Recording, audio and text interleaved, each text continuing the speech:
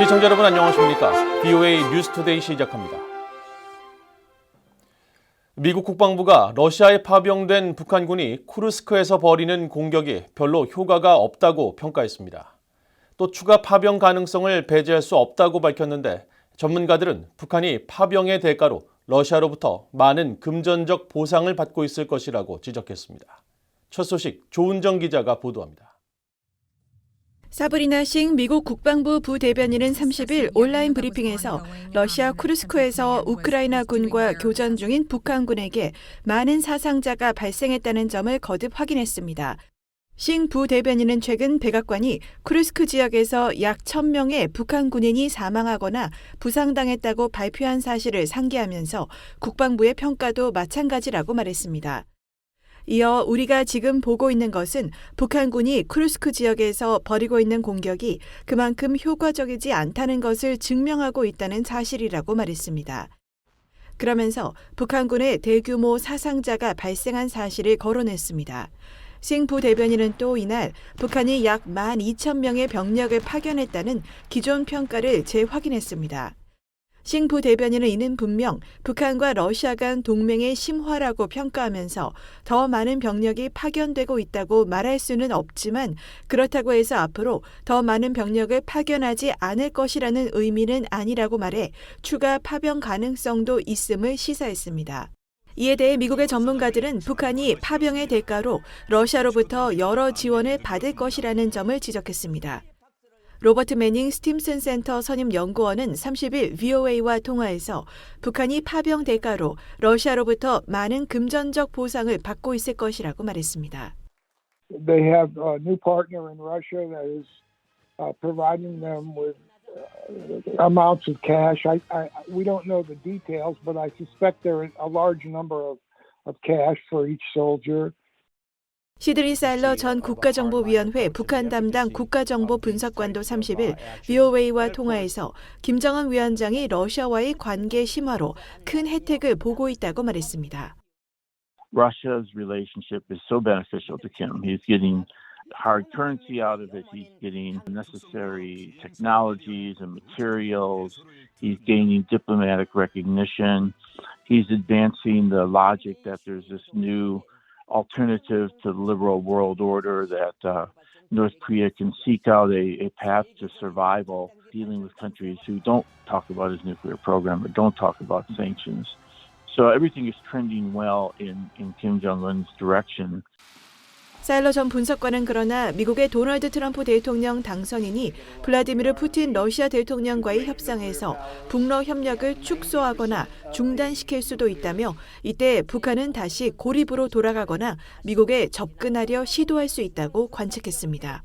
VOA 뉴스 조은정입니다. 김정은 북한 국무위원장이 연말 노동당 전원회의에서 미국에 대해 최강경 대응 전략을 펼칠 것이라고 선언했습니다. 새해 미국 도널드 트럼프 행정부 출범을 앞두고 기세에서 눌리지 않겠다는 의지와 함께 신중함이 반영됐다는 분석이 나옵니다. 도성민 기자가 보도합니다. 북한 대외관영 조선중앙통신 등은 29일 노동당 중앙위원회 제8기 11차 전원회의 확대회의가 김정은 국무위원장이 참석한 가운데 23일부터 27일까지 열렸다고 보도했습니다. 김 위원장은 회의 연설에서 미국을 겨냥해 반공을 국시로 삼고 있는 가장 반동적인 국가라고 비난했고 한국에 대해서도 미국의 철저한 반공 전초기지로 전락했다고 주장했습니다. 그러면서 이에 대응해 자신들의 국익과 안전 보장을 위해 최강경 대미 대응 전략을 강력히 실시해 나갈 것임을 선언했습니다. 다만 최강경 대미 대응 전략의 구체적인 내용을 공개하지는 않았습니다. 또 올해 국방력 강화 성과를 높이 평가하면서 미국과 추종 세력들의 군사적 도발에 대응해 국방력을 더욱 발전시킬 필요성도 제기했습니다. 이에 대해 한국의 전문가들은 미국의 도널드 트럼프 행정부 출범에 앞서 자신들의 존재감을 부각시키기 위한 협상 전략적 성격이 포함된 발언으로 풀이했습니다. 아직 트럼프 취임하지도 않은 상황이고 회담 얘기를 넙죽 꺼내는 게 협상 전략 측면에서 봐도 별로 도움이 안 될 수 있다 싶은 생각이 들어요. 그런 점에서 아주 원칙적이고 강경한 입장, 오히려 이게 자신들의 협상 입지를 더 제고하기 위해서라도 자신들의 지위가 결코 호락호락하긴 할 정도로 약하지 않다는 것을 강조하는 의미 충분히 있을 수 있지 않겠나 싶은 생각이 들고 전문가들은 김 위원장이 내년 1월 22일로 예고된 최고인민회의에서 시정연설을 통해 미국과 한국에 대한 보다 구체적인 메시지나 정책을 내놓을 가능성이 있지만 미국은 정권교체기를, 한국은 리더십 공백기를 당분간 거쳐야 한다는 점에서 북한이 한동안 신중하게 나올 가능성이 크다고 내다봤습니다. 행정부가 출범을 해도 대북 정책 관련된 구체적 윤곽이 드러나기까지는 시간이 걸릴 가능성이 높고 또 이 남한 사정도 이게 수습되고 북한이 뭔가 대응해야 될 새로운 주체가 등장하기까지는 또 시간이 걸릴 가능성이 높기 때문에 이번 전원회의에서 기존의 강대강 기조를 유지하면서 상황 변화에 따라 탄력적으로 대응할 가능성이 높다 이렇게 평가를 해야 될 것 같아요. 전문가들은 또 북한이 그동안 김 위원장의 치적으로 선전해온 러시아와의 신조약 체결 등을 이번 전원회의에서 부각하지 않은 데 주목하면서 러시아 우크라이나 전쟁에 북한군을 참전시킨 데 불만을 드러낸 트럼프 당선인과 북한군 희생자가 발생하기 시작한 전쟁 상황 등을 의식했기 때문으로 분석했습니다. 러우 전쟁에 북한에 대한 불편함이 트럼프의 뉴스위크랑 또 기자회견 두 번에서 다 드러난 거고 이런 상황에서 그걸 강조할 이유가 상대적으로 적다. 트럼프와의 여러 가지 협상 같은 걸 놓고 포석을 하는 측면에서 앞으로 내세우지 않았다라는 게 있고 또 북한 내부 국내 정치적인 고민도 읽혀요. 희생자 나오기 시작했는데 거기에 대해서 러우 전쟁 얘기하는 게 부담스러울 수 있죠. 한국통일부는 북한의 이번 전원회의 결과에 대해 대내 체제 결속에 집중하고 대외 메시지는 최소화했다고 평가했습니다. 특히 미국에 대해 가장 반동적 국가로 언급하면서 최강경 대미 대응 전략을 선언했지만 핵무력 고도화 관련 구체적 과업을 언급하지 않은 것은 미국 신행정부 출범과 러시아 우크라이나 전쟁 양상 등 불확실한 대내외 정세를 염두에 둔 것으로 추정된다고 밝혔습니다. VOA 뉴스 도성민입니다.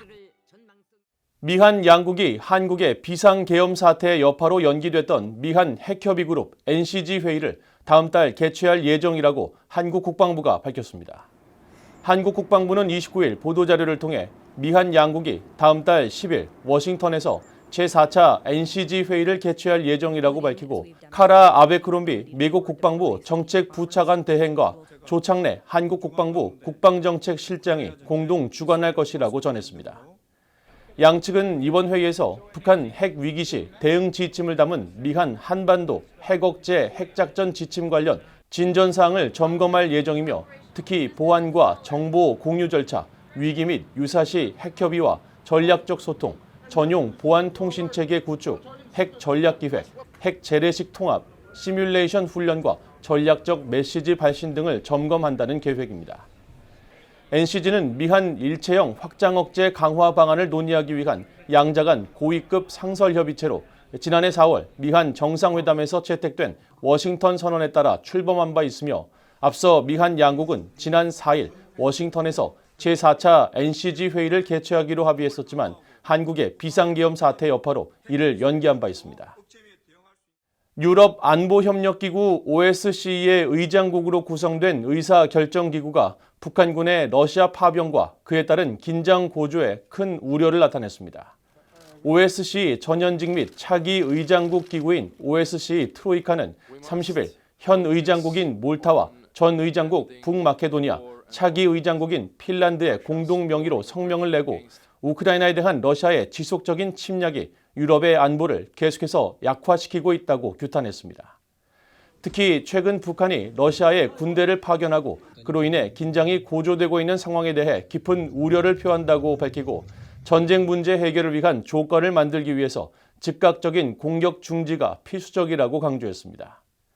그러면서 OSCE가 전쟁의 영향을 모니터링하고 향후 책임 추궁을 위한 기반을 마련하는 데 중요한 역할을 해야 한다고 강조하고 트로이카 회원국은 우크라이나의 독립과 주권, 영토 보전에 대한 완전한 존중을 기반으로 우크라이나의 지속 가능한 평화를 지지할 것이라고 밝혔습니다. 지미 카터 전 미국 대통령이 29일 향년 100세를 일기로 타계했습니다.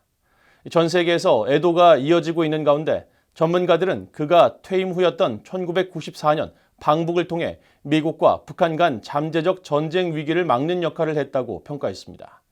하지만 제임시 주한미군 철수를 추진한 것은 실수였다는 지적도 나왔습니다. 김영교 기자가 보도합니다. 미국의 제39대 지미 카터 전 대통령이 29일 조지아주 자택에서 100세를 일기로 별세했습니다. 카터 전 대통령은 역대 미국 대통령 가운데 가장 장수한 인물로 그의 장례식은 다음 달 9일 워싱턴 DC에서 국장으로 치러질 예정입니다. 조 바이든 미국 대통령은 이날 발표한 부고 포고문을 통해 다음 달 9일을 국가 애도일로 지정하고 조기 개항을 지시했습니다. 그러면서 카터 대통령은 인격과 용기, 연민을 가진 인물로 평생 봉사를 통해 우리 역사상 가장 영향력 있는 정치인 중 한 명으로 자리매김했다고 애도했습니다. 아울러 카터 대통령은 퇴임 후에도 질병 퇴치와 노숙자 거주지 제공, 인권과 자유, 민주주의 수호를 위해 노력했다고 강조했습니다. 미국의 전직 관료들도 지미 카터 전 대통령을 추모하면서 퇴임 후에도 미국 긴장 완화를 위해 노력을 아끼지 않은 인물이라고 평가했습니다. 1994년 6월 아내인 로잘린 여사와 한국에서 비무장지대를 넘어 북한을 방문한 카터 전 대통령은 이틀간 김일성 주석과 평양에서 회담을 진행했습니다. 회담 끝에 북한은 미국과의 대화 재개를 대가로 핵 프로그램을 동결하기로 합의했고 이 돌파구는 40년 만에 처음으로 미국과 북한 간의 대화로 이어졌습니다. 게리 세이모어 전 백악관 대량 살상무기 조정관은 카터 전 대통령이 전쟁 가능성을 막는데 큰 역할을 했다고 회고했습니다. I don't know whether President Clinton would have ordered a military strike, but in any event, yes, I think Carter played a role in making it possible to come up to avoid a conflict and then create the basis for the negotiations that produce the agreed framework. 한편 카터 전 대통령은 대통령 재임 당시에는 주한미군 철수를 추진하면서 미한 동맹이 흔들리기도 했습니다. 대통령 선거 운동 시절부터 주한미군 철수를 공약으로 내걸었던 카터 전 대통령은 1979년 방한 당시 주한미군 철수 문제를 놓고 박정희 당시 한국 대통령과 설전을 벌인 것으로 양국 외교 문서는 전하고 있습니다. We were normalizing relations with the People's Republic of China. There was a sense that, that war was not going to break out on the Korean Peninsula. But I think we, being those people who follow developments on the Korean Peninsula, felt that was not the right decision. 한국 외교부는 30일 성명을 통해 카터 전 대통령은 특히 한반도 평화 증진에 큰 관심을 갖고 적극 활동했다며 카터 전 대통령의 타계에 애도를 표명했습니다. VOA 뉴스 김영교입니다. 독일 정부가 자국민에 대해 북한으로 여행하지 말 것을 강력히 권고하면서 한반도의 상황이 악화될 가능성이 있다고 지적했습니다. 독일 외무부는 30일 갱신한 북한 여행주의보에서 최근 미국과 한국을 겨냥한 수사가 계속되고 있다면서 한반도 상황이 더욱 악화될 가능성을 배제할 수 없다며 북한으로의 여행을 하지 말라고 권고했습니다. 또 북한 내에서 외국인들이 반공화국 행위를 이유로 수차례 체포돼 장기 징역형이나 노동 수용소행을 선고받았으며 북한 당국은 성경을 포함한 모든 종류의 종교적 매체를 배포하거나 휴대하는 것만으로도 체포의 구실로 삼을 수 있다는 점도 지적했습니다. 그러면서 독일 시민은 아직 이 같은 장기 구금의 영향을 받지 않았지만 북한 여행을 최대한 자제해야 한다고 권고했습니다.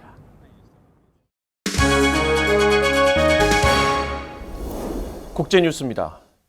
전 세계 정상과 지도자들이 한국 전남 무안국제공항에서 발생한 여객기 참사와 관련해 희생자 유족과 한국 국민들에게 애도와 위로의 뜻을 전했습니다. 일본 총리실은 29일 보도자료를 통해 이시바 시게루 총리가 조태열 한국 외교부 장관에게 많은 고귀한 생명을 잃은 데 대해 깊은 슬픔을 느낀다는 위로의 메시지를 전했다고 밝혔습니다.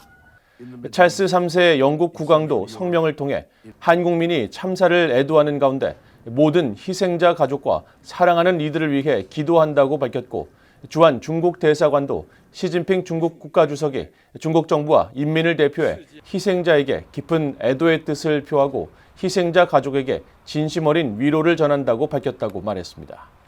안토니오 구테르스 유엔 사무총장도 성명을 통해 희생자 가족에게 애도를 표하고 한국 국민과 정부의 연대의 뜻을 전한다고 밝혔으며 프란치스코 로마 가톨릭 교황도 29일 미사에서 비극적 사고로 슬퍼하는 한국의 많은 가족에게 애도를 표하고 희생자와 생존자를 위한 기도에 동참한다고 밝혔습니다. 앞서 한국 전남 무안에서는 29일 오전 9시 3분경 태국 방콕발 제주항공 여객기가 착륙을 시도하던 중 활주로를 이탈하는 사고가 발생했으며 랜딩 기어 고장으로 동체 착륙을 시도하던 기체가 외벽에 충돌해 폭발하면서 탑승객 181명 가운데 179명이 숨지고 승무원 2명이 부상했습니다.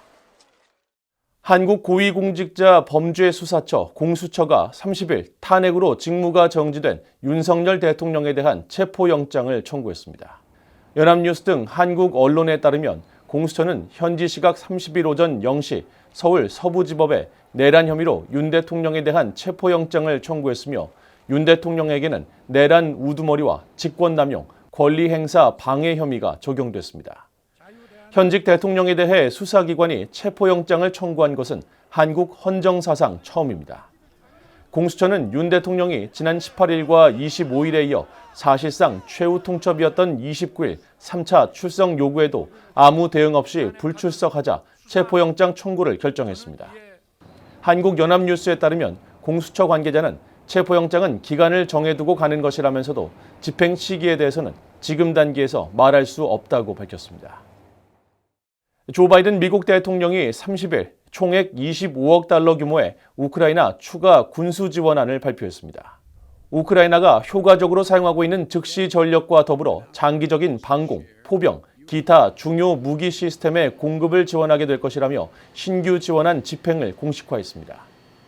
이번 지원안은 지난 2022년 러시아의 우크라이나 전면 침공 이후 지금까지 이어진 미국의 대우크라이나 군수 지원안 다수와 같이 우크라이나 군을 위한 12억 5천만 달러 규모의 추가 물자 제공과 12억 2천만 달러 규모의 우크라이나 안보 지원 이니셔티브 사업으로 구성될 예정입니다. 바이든 대통령은 이번 지원안과 관련해 우크라이나에 가능한 한 빠르게 최대한 많은 지원을 제공할 것을 지시했다고 강조하면서 남은 임기 동안 미국은 이 전쟁에서 우크라이나의 입지를 강화하기 위해 끊임없이 노력할 것이라고 강조했습니다. 이번 지원안 발표에 대해 볼로디미르 젤렌스키 우크라이나 대통령은 29일 사회연결망 서비스 X를 통해 환영의 뜻을 밝히고 파트너들로부터의 모든 추가적 지원은 우크라이나 병사들의 생명을 더 많이 구할 수 있음을 의미한다고 말했습니다. 시리아 과도 정부를 이끄는 아메드 알샤라 하야트 타흐리 알샴 수장이 시리아에 선거를 치르기 위해서는 최대 4년이 걸릴 수 있다고 밝혔습니다. 샤라 수장은 29일 사우디아라비아 국영 알아라비아 방송과의 인터뷰에서 새로운 헌법 초안 작성에 최대 3년이 걸릴 수 있다면서 이같이 말했다고 로이터 통신이 30일 보도했습니다. 또 바샤르 알 아사드 시리아 독재 정권 붕괴 이후 시리아인들이 공공 서비스에서 상당한 변화와 개선을 보기 시작하려면 1년이 걸릴 수 있다고 말했으며 시리아 과도 정부가 선거 일정에 대해 밝힌 것은 이번이 처음이라고 로이터 통신은 전했습니다. 앞서 과도 정부는 알 아사드 정권의 헌법과 의회 기능을 정지시키고 내년 3월 1일까지 3개월을 정권 이양 기간으로 설정한 바 있습니다. 팔레스타인 가자 지구내 병원들이 또다시 전쟁터가 되고 병원 체계는 심각한 위협에 처했다고 세계보건기구 WHO가 30일 밝혔습니다. 테드로스 아드하놈 게브레예수스 WHO 사무총장은 이날 성명에서 이같이 밝히고 특히 가자 지구 북부 베이트 라히아의 카말 아드완 병원은 운영이 중단됐다고 말했습니다. 앞서 이스라엘군은 지난 27일 카말 아드완 병원을 급습해 호삼 아부 사피아 병원장을 포함해 의료진과 직원 등 240명을 체포했으며 이 병원이 팔레스타인 무장정파 하마스의 군사활동 지휘본부이자 테러 분자들이 의료진과 환자로 은신해 인간 방패 전술을 펴고 있다고 주장했습니다. 이에 대해 테드로스 사무총장은 사피아 병원장의 소재가 파악되지 않고 있다며 그의 즉각적인 석방을 촉구한다고 밝혔습니다. 이상으로 VOA 뉴스투데이를 모두 마칩니다. 시청해주신 여러분 고맙습니다.